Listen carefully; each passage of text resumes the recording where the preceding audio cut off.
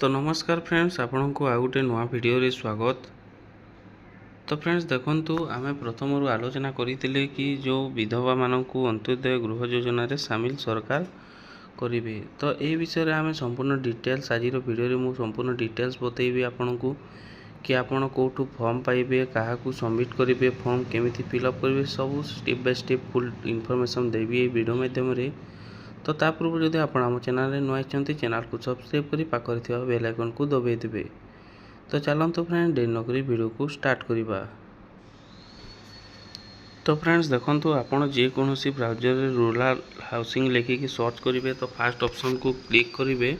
मु क्रोम रे लिखि कि सर्च कली, तापरे फर्स्ट लिंक रे क्लिक करी, तापरे देखंतु आपण को आसी गला ए ruralhousing.com साइट को।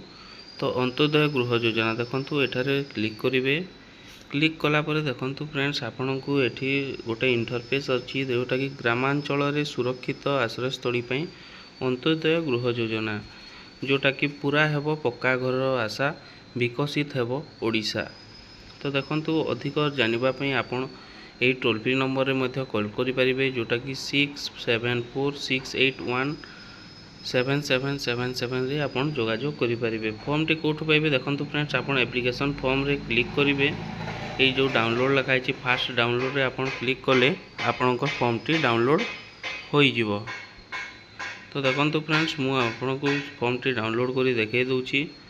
देखंतु आवेदन पत्र हेई गला डाउनलोड। तो आपण देखंतु एठारे आपण आवेदनकारी नाम को लिखिबे, तापरे आपणकर स्वामीर ना किंबा पितार ना को लिखिबे, तापरे आपणकर ग्राम, तापरे ग्राम पंचायत नेम, तापरे ब्लॉक नाम, तापरे जिल्लार नाम, आधार नंबर देबे, मोबाइल नंबर देबे एवं आपणकर लिंग देबे, एसटी एससी एससी कोन देबे, तापरे आपणकर भिन्नक्षम अछंती तो हाँ किंबा नाही, जन्म तारीख देबे, बयस केते होची देबे, को बैंक देबा को चाहचंती से बैंक रो आईएफसी कोड देबे, तापरे जमा खाता नंबर देबे, तापरे आपणकर दस्खत देबे, सिग्नेचर देबे एवं आपणकर तारीख को तारीख रे सिग्नेचर दैछंती से तारीख को लिखि देबे।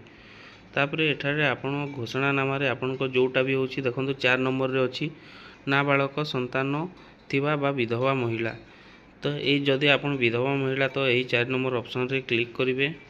क्लिक कला परे फ्रेंड्स देखंतु ए फॉर्म टी आपण काहाकू देबा को पड़िबे। जो जदि आपण देखंतु डायरेक्ट जदि आपणकर विधायक को देबा पई चाहउछंती किंबा आपणकर सांसद को देबा को जोटा कि एमपी कुआ जाय किंबा एमएलए को देबा पई चाहउछंती किंबा आपण आ कोनोसी जनप्रतिनिधि को देबा को चाहउछंती तो आपण सेमानकु मध्ये देई परिबे।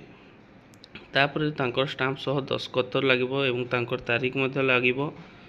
तापरे फ्रेंड्स देखंतु एही फॉर्म टी आपण मेन जिनिस हला कोठी आपण एही फॉर्म टी जमा करिवे।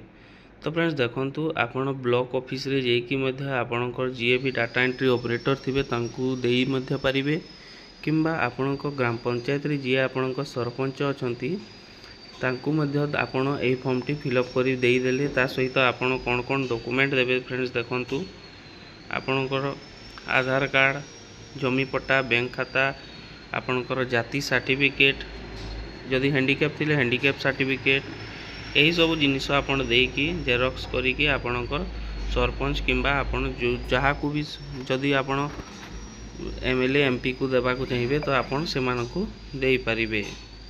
तो ए थिला आपण जदि जने विधवा महिला तो आपण घर खंडे करबा को चाहउचंती तो ए थिला गोटे छोटिया अपडेट अंत्योदय गृह योजना को नहीं गोटे छोटिया अपडेट थिला।